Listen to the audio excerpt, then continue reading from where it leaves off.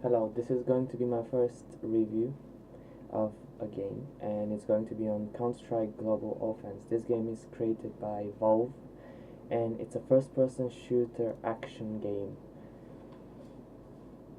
We're going to play against bots because otherwise it'll be a bit hard to record and concentrate at the same time. I'm going to play on easy so I can commentate over it and also be able to show off the AI. Well, the AI will be really easy. You'll make slow decisions, but all in all, I might play on expert as well later on. But for the beginning, we're going to play on easy and see how it goes. So, first of all, this game is only on PC. It's not on any consoles, and you can find it on Steam, currently on sale. And the whole objective of this game in this mode is to, if you're a counter-terrorist, you have to kill all the terrorists or defuse the bomb. Or if you are a terrorist, as I am now, you need to either plant the bomb or kill all the counter-terrorists. Now, when the match starts, you can go into the shop with the B key and you can find all sorts of other guns. I usually go with the Desert Eagle from the beginning because that's my favorite gun. So let's see. I'm going to show off the AI now. It's currently, these are my teammates. They're also bots. As you can see, you can have good pathfinding, if you will, but because they're easy, they are I guess they get killed easily. Oh, I'm going to get, oh, I got killed by the bot. Okay, so these are the bots. Now, some features of this game, as you can see, is the spectator mode, which is after you die, you get to spectate any of your teammates. And if you press F, also you can see the minimap with the control key. You can see the minimap. And with the space key, you change differently. You can also do free map, free roam. If you press F1, it auto buys everything for you. Now, I'm going to plant the bomb, which is another feature of this game where you could plant a bomb and you could defend it as the counter-terrorist, from the counter-terrorist. That way,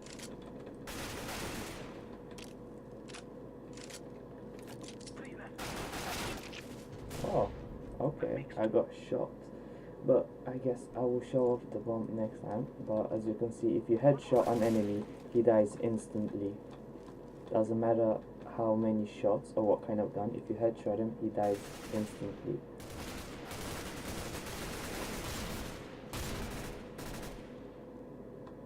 Also, there's all kinds of different guns that you could buy, and I think you might be buying stuff, but I'm not sure. Also, let's see. Oh yeah, now they're planting the bomb. This is the bomb. Oops. And if it explodes, the game ends with the counter-terrorists as the winners. And if they use this diffusal kit, they can defuse the bomb and win the game. You can either plant it on bomb side A or on bomb side B. Counter-terrorists start in this tunnel here, while the terrorists start over there. Now, in a couple of seconds, we might be able to see the bomb exploding. And there. That's the explosion. So the goal of this game is, as I said, either you defuse the bomb and you win, or you kill all the people. So, or you let the bomb explode. That way, everybody can win. Uh-oh. Better run away.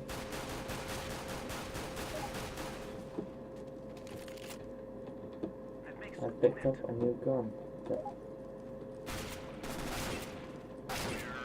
I'm here. I even got an achievement. Okay. And those are all the guns, I guess.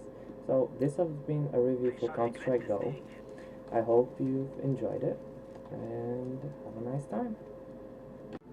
And hello, today this is going to be my second game which I'll be reviewing, which is Terraria. It's a 2D platforming action-adventure game which is very fun and very intuitive. It's made by Real Logic, and it's an indie game, which means that it's made by a small studio and it doesn't have that much marketing. It basically funds itself. There is no publisher. So you can find this game on PC, iOS, Android, Microsoft Phone, PS3, PS4, Xbox 360, Xbox One, and PS Vita. Probably they're gonna make some more versions, but you never know. So let's get into the game and see what we can find. I'm going to be playing with a character which is pretty high level, I guess you could say. He has some of the best armor in the game, some of the best weapons. I've also unlocked most of the stuff. I think this is a different map though, it's not that good. And I have unlocked a lot of the NPCs. I think I might be missing only some of them, like the fisherman, but I'll get to that later. So let's see. First, let's talk about the AI. The AI in this game are either the NPCs, the friendly mobs, or the hostile mobs. So it's almost nighttime, so we might be able to find some hostile mobs around. So let's see, where can we go to find some hostile mobs or friendly mobs at that matter. Let's see. Oh, this is a corruption, which is a place where bad people spawn, and there's an enemy, and they target you automatically and they try and attack you. This one in particular hits you by touching you. So if you get hit by it, you take damage, which health is at the top right corner. You can also kill him. I guess I'll use a sword. And this is, for example, slime. There's many different types of enemies. This game is full of different types of enemies and friendly mobs and all kinds of different goodies. So we saw an enemy mob and how the AI works. This is another AI, which is a different type. It's a flying AI. What it does, it finds its target and then it flies towards it and it tries to hit you. Most of these mobs are with contact. That's how they do their damage. Now, because I'm a really high level, I kill them almost instantly. But when you actually find them for the first time, they're really hard to kill. So you will be in danger. So you will not want to fight them straight away. You want to get some good weapons and some good armor. From the beginning of this game, you most likely want to mine and get resources.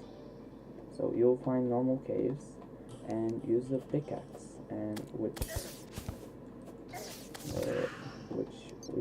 then is used to get rid of stuff. This is dirt, and this is snow, and this is stone. So these are the different stuff that you can mine. Well, there's a lot more stuff that you can mine, but I can't show them all in a 5-minute video. Next, I'm gonna show off some different features that you could find in this game. as you've seen, I've been flying around, which is you access it in after about, I guess, 10 hours of play, or maybe less. It matters how quickly and you play and how much you know about the game. It could take you like 2 hours, 1 hour to just get to this point, or a lot more. I've seen people take literally days. So then you will get different ways. So you get a sword, you can have a sword to attack with, a pick. You can use, this is a staff which allows me to summon an ice dragon, which is really cool because he attacks enemies for you. Let's find some enemies to kill with the dragon. Also, you've been seeing this little guy here. He's a summon. He's a wisp who follows me around and lights up the area. Let's see. Oh, there's one over here. We'll summon the dragon right here, and he'll do the job. As you can see, he shoots ice bolts and he kills enemies for me. Oh, how do I don't know how to hide the map. So that's another thing. Let's see, another feature that's been recently added even is, oh, let's put in here so see the fences, is fishing. You can fish and you just wait, and when it comes you get a fish, and here's the base. We got a bass. So now let's see something else. What else can we show on this video? Another feature, which is a really cool one, is you can use a grappling hook, which is really cool. And this is, you just point and you use it. You can either use it from your inventory. Where is it? This is the grappling hook to do hook. So you either use it normally like this with left click, or you use your bound key, which for me is F, and you can just grapple around and traverse the land while grappling. Now, oh, and this is another feature, is you can catch bugs, which you can use as bait for your fishing rod, and then you can get fishes, and then you can do quests with the fishing guide. But is this the fishing guide, Mr. Bobby or something? I don't know. Maybe not. I don't know. Yep, this is the fishing guide. So he wants a pixie fish, but I can't get that now. I don't even have it. So what else? The goal of this game is basically you fight bosses and you unlock new items, new areas. No, not really new areas, but new items and new things start to spawn around the world. Make new mobs. The game gets harder and harder, and then it just, well, there isn't really a set goal to the game. It's just to do whatever you want to do. Basically, it's more like an open world game, but not really. Well, it is sort of an open world, but it's not infinitely generated, so it has an end of the world, I guess you could say. So that is the, well, there is no goal, so you can't really say it's a goal, but you could set your own goals, you can make your own stuff, and I guess that will be it. That has been Terraria, and next I will be reviewing a different game, so stay tuned for the third game. Hello, and this is going to be my third game, which I'm going to review. It's called Grid 2, and it's a racing and sports game. It's made by Codemasters Racing, and it's also published by Codemasters, which means this is a AAA title. This game can be found on PC, PS3, and Xbox 360. I will be showing the AI some features, and also I will be explaining what the goal of this game will be. We will be entering a race in career mode, and I hope I don't think this will spoil the story because it's just racing, I guess. There's not really that much story behind it, but basically we're gonna jump right in and we're going inside one of the races. Actually, no, we're going a custom event, so that way it won't go. That way I can explain more easily because I won't be under pressure or anything, because this way it doesn't matter if I win or lose. So we're going to have a normal race. We're going to use tier 1 vehicles. The tiers are basically how good the car is. Tier 1 are the first set of cars, which are basically not that fast. It's usually the cars you see driving out the road. They're not that special. They're not usually used for racing. But then as you go up to tier 2, tier 3, tier 4, and so forth, all the way up to tier 3, then you get really fast cars that cost like $1 million or like in the hundreds of thousands of pounds and so forth. We're gonna do one round with easy track selection. I think that'll be fine, whatever track they should give us. And also I have enabled realistic damage, which means when we crash into the wall it'll actually do damage to the car, not only visually but also technically.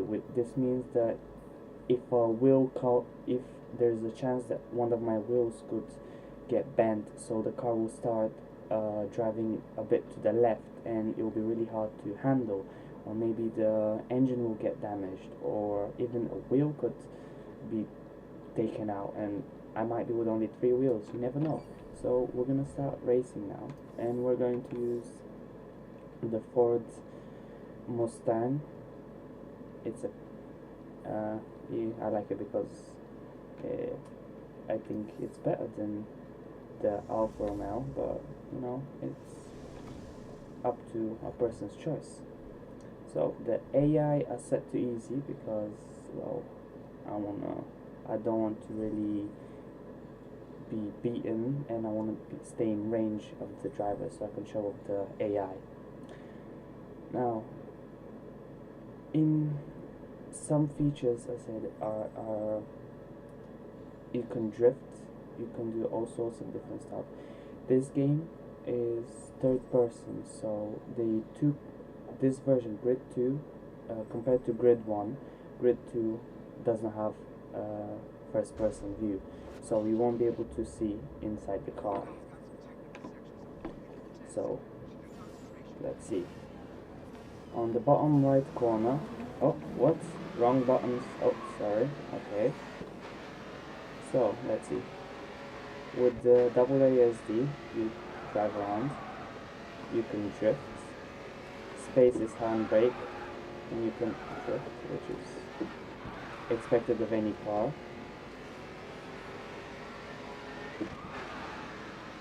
Now, this is an automatic version of the car because I'm really bad at manual, because you have to actually change the gears yourself using the shift and control key, and that's pretty hard if you're really bad at the game. Oh, as you could see, my front hood got taken off, and now I'm without the hood. And some of my car, let's see if we could see the front of the car. Oh, nope, wrong buttons. Continue. Let's see, just shift, no, tab, no, what button is it again? Yep, as you can see, the car is damaged pretty badly, and well, it's not really good gameplay. I'm not really doing any good gameplay, but as you can see, the damage is pretty realistic, and the car is literally to pieces. Let's see if we could completely break the car and show you. Oh, as like I said, look how it's really hard to go left and right, because the car itself, when you start driving forward, it starts leaning towards the left by itself because the left wheel is broken.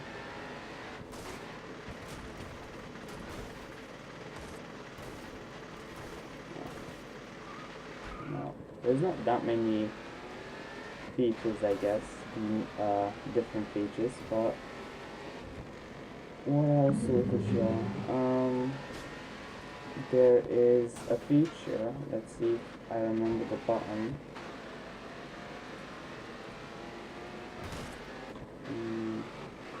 There's a rewind feature, which basically means that the car itself gets rewind, everything gets rewinded, and the damage of the car gets rewinded as well. So basically you go back in time in case you make a mistake.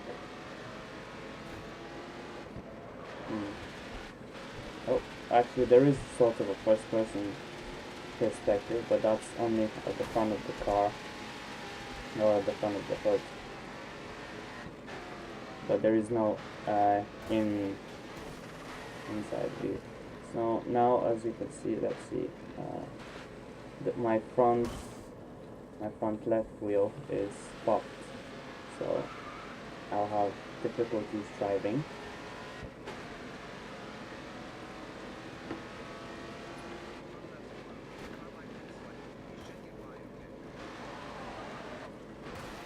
Let's see, grab, shift, control, alt, I don't really know which button you use.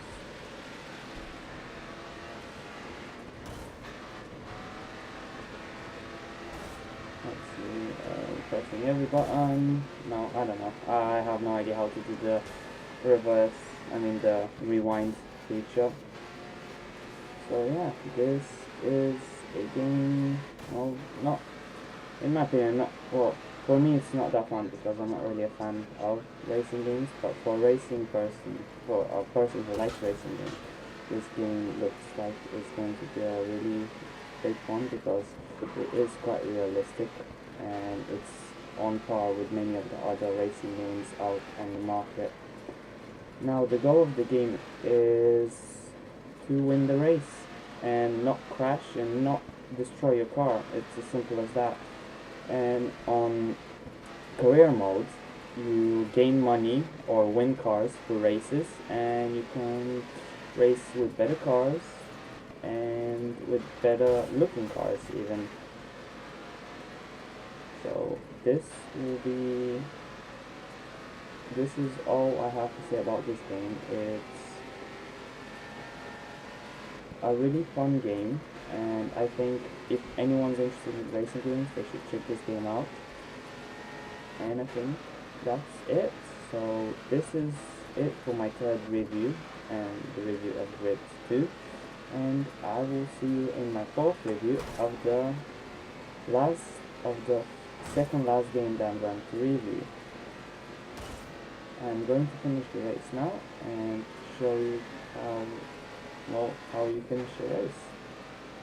As you can see on the bottom right corner is the map.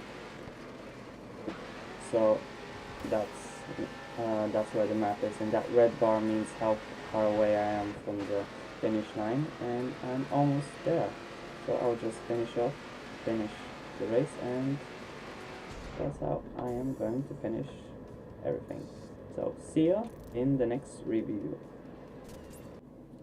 Hello, this is going to be my fourth review. The fourth game will be Starbound. This game is created by Chucklefish, a standalone studio, which could be also interpreted as independent studio, an indie studio, which means there is no publisher. This game is a platforming action adventure game, which is also 2D. You can recall to my second review, which was Terraria. It's a very similar game. It's a very similar game to that one. So we will find a lot of similarities, although their whole concept, not really concept, but their concept is different. While Terraria is more adventure and more not really more adventure, but more medieval like style. This one is more futuristic style. Now, I will be playing single player on my character, which I created really recently. So this will be gameplay from the very start. This is stuff that you will see not very early on. So, first of all, when you start the game, you spawn on a ship. Now, before I start explaining any features or showing up the AI or what the goal is, first I must say that this game is PC exclusive. No other platform. You can get it from either Steam or from the Chucklefish website, which is you can either get it from Steam or from the Starbound.com. And this game is currently beta, so anything you see now is not representative of the final game, so be sure not to judge it.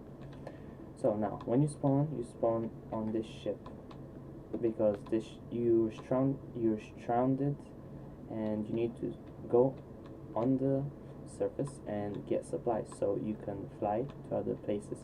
Now, you have your storage, which basically you can store items. You have your tech stuff, which tech is your upgrades for your character, and 3D printer is where you could create items like chairs and decorations and all sorts of different decorations to decorate your houses or your ship and everything. And you use pixels, which is the currency of this game. You get it from killing monsters or from chests and stuff. Now, this here is your fuel. Now, you use coal for fuel. Coal is this little thing. This is coal. So now you get this, and basically it says that when you fuel it, you get 4 fuel, so 2 fuel per coal. Now, I got 4 fuel. This is very little, so it won't even take me to the next planet. Next planet costs a lot. Basically, red means there's not enough. So now, what we will do is we will go down to the surface and we will show off everything, some of the features and the AI of the game. Now, some features of this game is the mine and manipulator gun, which basically lets you mine. So you can mine everything you see, even the trees. The trees will take quite a long time. Now, you have your weapon, which is directional, so you can literally hit anything in any kind of direction, diagonally, horizontally, vertically, anywhere. Now, you got ranged weapons, which as you could guess, shoots arrows, because this is a bow and anything. Now, this bar down here, this is your hunger. This means that you are hungry. When it goes down to 0, you will die, so you will have to find food around the world and try and survive. Now, I found food earlier on this planet, which is basically let's see, the I button is your inventory, so which basically is this: a toxic but also top. Well, this is some kind of plant that I can eat. Oh, or no, or maybe I can't. Maybe I can just plant it. No, I can't. So now, okay, so then we're going to use the meat that we got from a monster which I killed with the bow, because you get meat from killing monsters with the bow. Now, I will show you the crafting menu. The crafting menu can be used by pressing C. We'll build a campfire. Now, a campfire can be placed somewhere in the world, like this. Now, if you press E on the campfire, you can cook stuff, and when you cook it, you get your food. And also there's quests, so now I completed one of my quests. Now next quest is to get a furnace, but we will not get to that.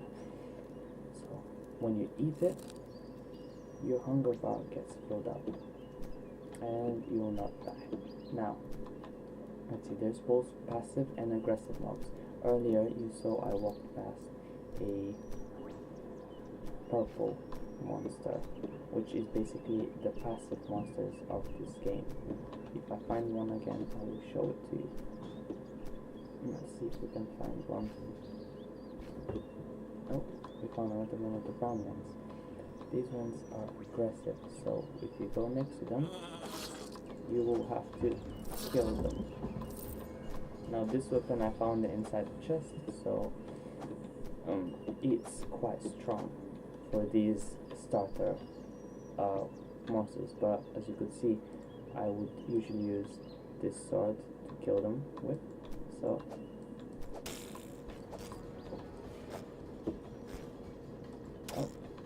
and it's harder. It needs more thing.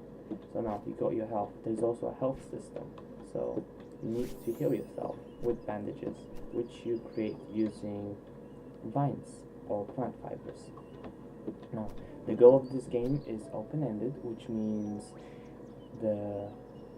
after you complete everything about the game, unless you create your own goals, you won't have anything else to do. And there is no a set end where it shows the credits and then that's the end of the game. So this game really does not have an end. It can go on forever as long as you have something to do. So it could be fun for some people, it could be not that fun for some people. So the AI is basically, as you saw when I was fighting with monsters, if they're passive, they just do their own business. They jump around, they walk around, and they don't do anything to you. But if they're aggressive like these ones, oh no, these ones are passive. Oh, then yeah, they're passive, so they won't do anything to you. Now these ones are so as passive as well, but if you anger them and they become aggressive, they will start attacking you, and they will start charging at you and trying to attack you. So what you want to do is kill them, otherwise you will get killed. Now this was everything about Starbound. Hope you enjoyed it, and stay tuned for my final review. Hello, this is going to be my last review for the games. This is Watch Dogs, and it's a game made by Ubisoft. It's a open world third-person action-adventure game. It's really similar to GTA 5 and any other game in that genre.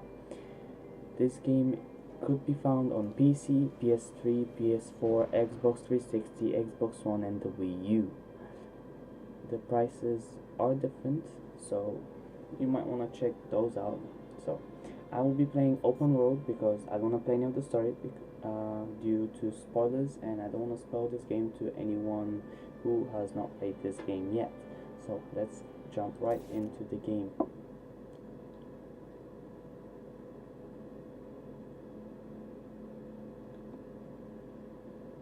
Now I will be talking about AI, which is the people around in the Chicago city. I'll be talking about the technology or the features of this game, which will be the hacking, shooting and driving around, and the objective of this game.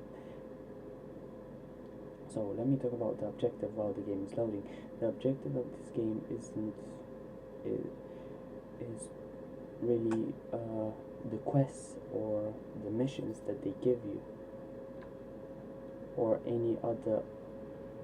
Those are the main objectives, but you can also set your own you can also get your own objectives, which are basically like, if you press map, are objectives like going to city hotspots, or an investigation, or a missing person,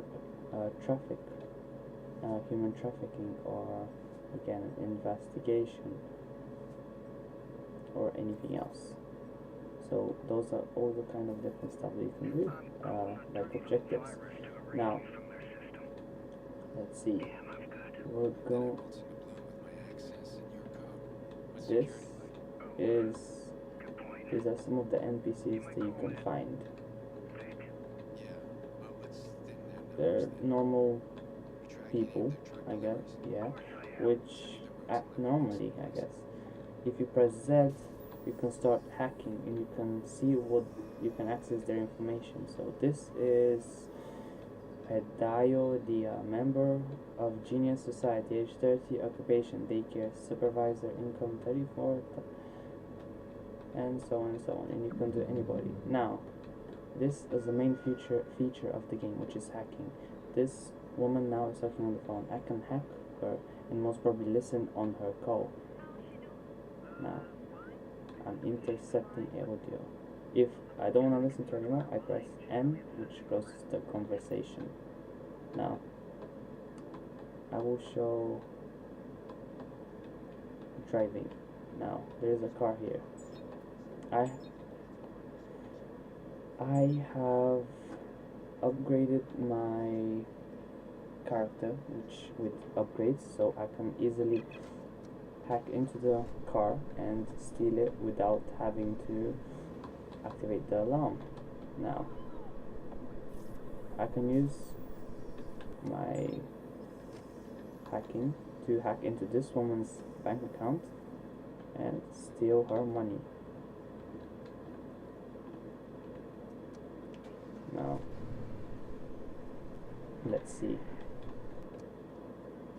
Actually, first let's check out some gunplay. I'm going to use my shotgun and see how they react.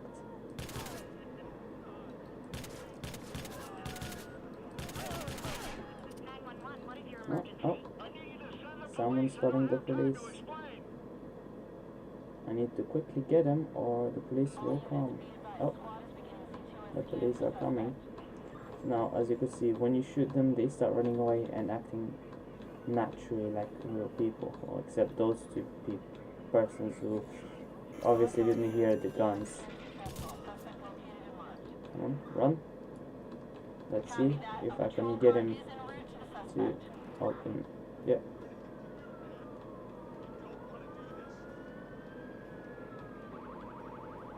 Oh, there's the police there.